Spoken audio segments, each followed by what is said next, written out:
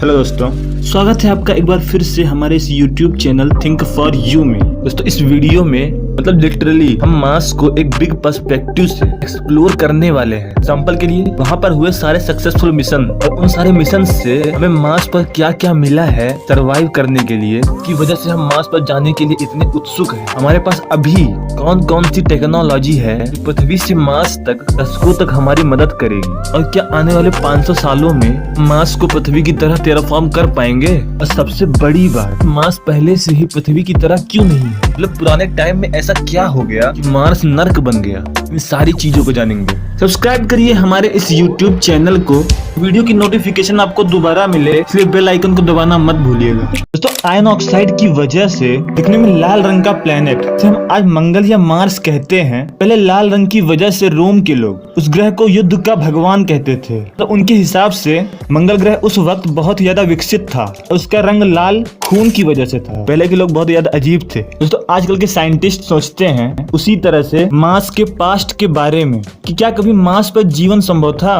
तो एग्जांपल के लिए तो बैक्टीरियल और सेलुलर फॉर्म में ही, लेकिन उसमें भी क्या कर सकते हैं क्योंकि क्लाइमेट में आए इतने बड़े बदलाव, वातावरण का पूरी तरह से कोलैप्स हो जाना, ऐसी बड़ी बड़ी समस्याओं का मंगल ग्रह ने सामना किया है। वहाँ पर वैज्ञानिकों ने पानी की एक बहुत बड़ी लेक को ढूंढ लिया है। 2011 में नासा के क्यूरियोसिटी ने सल्फर, ऑक्सीजन, नाइट्रोजन और कार्बन जैसे चीजों का रिसर्च किया था, और जिसकी वजह से पिछले दशक में वैज्ञानिकों की जिज्ञासा मार्स को लेकर बहुत ही ज्यादा बढ़ गई है। लेकिन दोस्तों ये कहानी शुरू होती है 1960 के उस दौर से।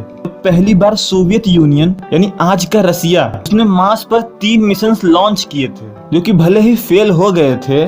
सोवियत यूनियन और अमेरिका में उस वक्त बहुत ही तेजी से कंपटीशन हो रहा था, और नासा का मैरिनर 4 सक्सेसफुली मार्स के लिए लॉन्च हुआ था। दोस्तों 2003 से इंसानों ने मार्स पर मिशन बहुत ही तेजी से लॉन्च किए हैं। इससे ऐसा लगता है कि मार्स अब धीरे धीरे इंसानों का ख्वाब बन चुका है। दोस्तों वैज्ञानिकों ने मंगल पर एक बहुत ही बड़ा बेसिन ढूंढ लिया है, मतलब एक गहरी खाई की तरह बहुत ही बड़ा गड्ढा। ये गड्ढा इतना ज्यादा बड़ा है कि वैज्ञानिकों को लगता है एक बहुत बड़ा ग्रह ही लास्ट में मार्स से टकरा गया होगा।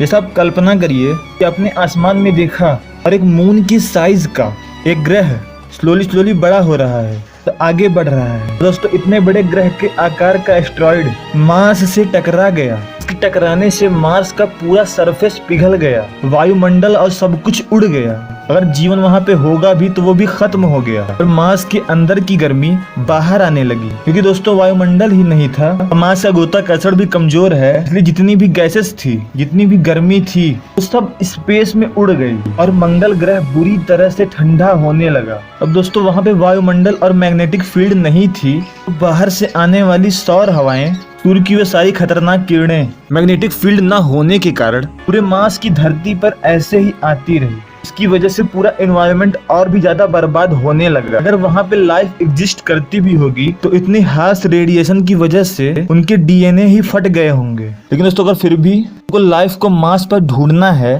तो हमें खुदाई करके उसके डेप्थ में जाना पड़ेगा। अंडरग्राउंड मार्स में हाइड्रोकार्बन और मिनरल्स को ढूंढना होगा, इससे हमें वहाँ के लाइफ और बैक्टीरियल फॉर्म के बारे में पता चल सके। दोस्तों 2008 के फिनिक्स वाले मिशन में मार्स के अंडरग्राउंड में बर्फ का बहुत बड़ा ग्लेशियर ढूंढ लिया है, और अगर अब हमें अंडरग्राउंड मार्स में लिक्विड वाटर के साइंस मिल गए या कुछ हाइड्रोकार्बन मिल गए, हमें जरूर ही लाइफ के कुछ साइंस मिल जाएंगे। तो दूसरा रास्ता ये है कि हमें जीवन ज्वालामुखियों में ढूंढनी चाहिए कि वहाँ रेडिएशन लगभग नहीं पहुँच पाया होगा। दोस्तों साइंटिस्टों को लगता है वहाँ गर्मी भी होगी और गहराई की वजह से बहुत सारा मॉइस्चर, जिससे जीवन की संभावना बढ़ जाएगी। तो वैज्ञानिकों का मानना है कि हमें जीवन ज्वालामुखियों में जरूर ढूंढनी चाहिए। दोस्तों एक क्विक शॉट लेते हैं हमारे अभी तक के हुए सारे सक्सेसफुल मिशन के बारे में, यानी हमने कितने रोवर, ऑर्बिटर और फ्लाई बाय मिशंस मार्स के लिए सक्सेसफुल कर लिए हैं। आज के टाइम में भी कितने सारे ऑपरेशनल हैं। इससे आपको वीडियो में आगे समझने में काफी आसानी रहेगी। तो दोस्तों 60s के दशक में सबको पता है वर्ल्ड वार खत्म होने के बाद अमेरिका और सोवियत यूनियन पूरा फोकस स्पेस पे हो गया था। दोनों देश मून मिशन को सक्सेसफुल करने में लग गए थे, लेकिन शायद आपको रसिया के मार्स मिशंस के पुराने डेडिकेशन के बारे में नहीं पता होगा। तो 1960 से रसिया के 5 मिशंस लॉन्च हो चुके थे जो कि फेलियर्स थे, और यूएसए की मैरिनर सीरीज जैसे मैरिनर 4, 6, 7 और 9 सक्सेसफुल रही थी।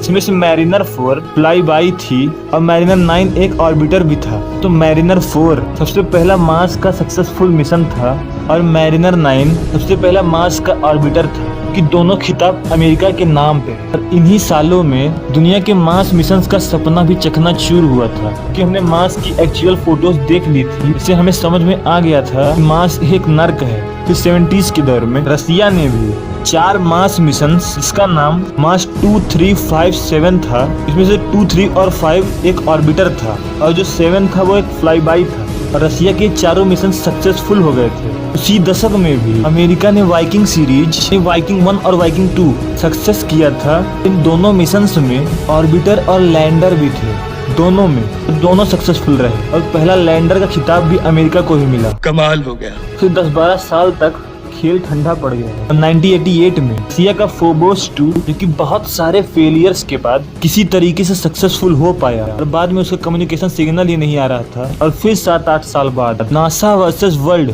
मार्स मिशन शुरू हो गया। इसमें नासा ने एक ऑर्बिटर, इसका नाम मार्स ग्लोबल सर्वेलेंस था, पाथफाइंडर नाम का एक रोवर, उसे मार्स की धरती पर उतारा। और फिर 2001 से 2010 तक नासा ने मार्स ओडेसी और मार्स रिकॉन्सेंस नाम के ऑर्बिटर जो कि अभी तक ऑपरेशनल हैं, और स्पिरिट अपॉर्चुनिटी और फिनिक्स नाम के 3 रोवर भेज दिए थे। और फिर आता है 2011, जिसमें जब क्यूरियोसिटी नाम का एक रोवर लॉन्च हुआ था। दोस्तों ये रोवर पूरी साइंटिफिक कम्युनिटी का सबसे फेवरेट रोवर था। ये खुद में एक साइंस लेबोरेटरी था, जिसमें मार्स पर बहुत सी ऐसी चीजों की रिसर्च किया था जो हमें मार्स के काफी करीब लेकर आया है, और ये अभी भी ऑपरेशनल है। फिर 2013 में मंगलयान यानी इंडिया का फर्स्ट अटेम्प्ट में ही मार्स के ऑर्बिट में पहुंच जाने वाला ऑर्बिटर जो कि सक्सेसफुल रहा था। और नासा ने भी उसी साल मैवन नाम का एक ऑर्बिटर भेजा था जो अभी तक ऑपरेशनल है। चलो आपको एक फैक्ट की बात बताता हूँ। जो मंगलयान था 27 सितंबर 2022 को यानी हाल ही में से इसरो का सिग्नल टूट गया। इसको किसको ये पता था, कमेंट करके बताओ। और फिर 2018 में नासा का इनसाइट लैंडर जो कि अभी तक ऑपरेशनल है। सबसे लेटेस्ट मार्स मिशंस 2020 में पृथ्वी वासियों का काफी बेहतरीन साल था। इसमें यूएसए ने, यूएई ने और चाइना ने अपने मिशंस लॉन्च किए थे और सारे सक्सेसफुल रहे थे। नासा ने परसिवरेंस रोवर और एक इंजेनिटी नाम का हेलीकॉप्टर क्योंकि वहां से मार्स के सरफेस का फोटो खींच के भेज रहा था। और इस बार फिर से नासा ने मार्स की धरती पर हेलीकॉप्टर का खिताब अपने नाम कर लिया था। यूएई ने एक होप नाम का ऑर्बिटर भेजा था जो कि सक्सेसफुल रहा था। और चाइना ने लैंडर, रोवर और ऑर्बिटर भेजा था, इसमें से झुरोंग नाम का रोवर जो कि अभी तक ऑपरेशनल है। और हमने इतने बड़े संघर्षों से मार्स के बारे में ऐसी नॉलेज इकट्ठा की है आने वाली समस्याओं को सिखाएगी। दोस्तों सन 2004 में नासा के अपॉर्चुनिटी रोवर ने एक अजीब सी धातु की चट्टान ढूंढ ली है, जिसे देखने के बाद साइंटिस्ट कह रहे हैं कि शायद ऐसी चट्टान पानी की मदद से ही बन सकती है। बहते पानी से ही ऐसे रॉक्स क्रिएट होते हैं। अगर हमें ऐसी रॉक्स के बारे में एक गहराई से अंडरस्टैंडिंग हो जाए, इससे हम हाइड्रोकार्बन, मिनरल मीथेन, CO2 का पता लगाकर बायोकेमिस्ट्री की मदद से शायद जीवन की बैक्टीरियल फॉर्म का पता लगा सकते हैं। दोस्तों आज मंगल पे बहुत से टूल्स, बहुत से ऑर्बिटर हैं जो मंगल का चक्कर लगा रहे हैं। और एक कार के साइज का nuclear power based rover laser से लाइट डालकर चीजों की जांच करता है। ये देखकर आप सौरमंडल का मंगल ग्रह को एक ऐसा ग्रह कह सकते हैं जहां सिर्फ रोबोट्स ही रहते हैं। अब दोस्तों बहुत सारी स्पेस बेस्ड कंपनीज मार्स पर कॉलोनी बनाने के बारे में सोच रहे हैं। इवन इलन मस्क तो 2026 तक मार्स पर सबसे पहले पहुंचने के बारे में बोल रहे हैं। लेकिन क्या ये सब पॉसिबल है? दोस्तों अभी ऐसा कुछ भी नहीं होने वाला है, क्योंकि मार्स को टेराफॉर्म करना लगभग नामुमकिन है। अगर इंसान वहां पर जाए भी तो मार्स की धरती को अर्थ जैसा कभी टेराफॉर्म नहीं कर पाएंगे। तो ऐसा क्यों? दोस्तों ऐसे बहुत से प्रॉब्लम है, लाइक एटमॉस्फेयर और ग्रेविटी। दोस्तों ये मार्स के नेचर की सबसे बड़ी रुकावटें हैं। अब बहुत से लोग इंटरनेट पे आर्गुमेंट दे रहे हैं कि हमें कोई मैग्नेटोस्फीयर क्रिएट करना होगा। नहीं, जैसा अर्थ पर मैग्नेटिक फील्ड है जो सोलर रेडिएशन से अर्थ को बचाता है, वैसा मार्स के लिए मैग्नेटोस्फीयर क्रिएट करना होगा। और उसके लिए कोई मार्स को सोलर रेडिएशन से बचा लेने वाला सैटेलाइट यानी बहुत बड़ा सैटेलाइट जो कि बहुत मुश्किल है। फिर भी हम अगर टेराफॉर्म की दृष्टि से देखें तो 500,000 सालों में भी मार्स के एटमॉस्फेयर को अर्थ के एटमॉस्फेयर जैसा नहीं बना पाएंगे, यानी मार्स अर्थ की बराबरी कभी नहीं कर पाएगा। फॉर कंपैरिजन, अर्थ का एटमॉस्फेयर ओशन लेवल पर 15 psi है, जो कि ओनली ग्रेविटी की वजह से है। वहीं पे मार्स का एटमॉस्फेरिक प्रेशर 0.9 करके है, जो कि एक बहुत पतला एटमॉस्फेयर है।